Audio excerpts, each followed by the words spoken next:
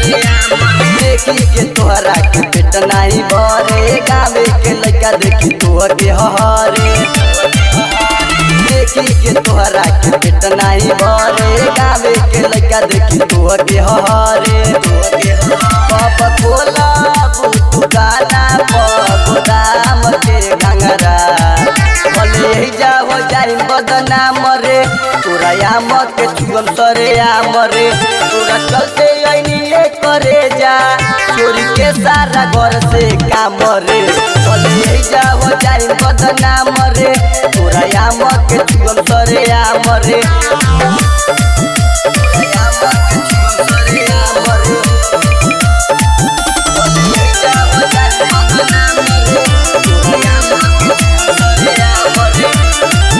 देखी के जवानी तोहर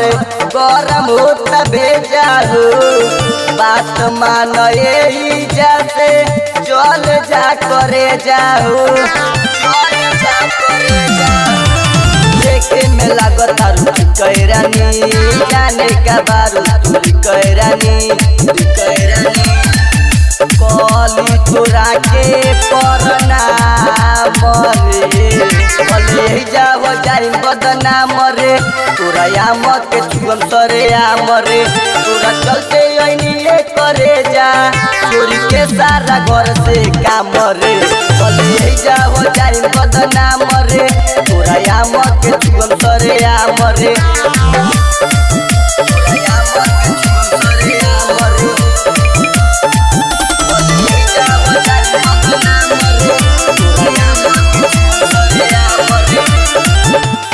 नाच कवले डोरी बचबू न गोरी हो यहाँ के लइका तोहके आज नहीं छोरी हो जल्दी निकल जाए रे रवि राजा लग जाके बदल जाए रे दे हमू मांगा तोहके दाम रे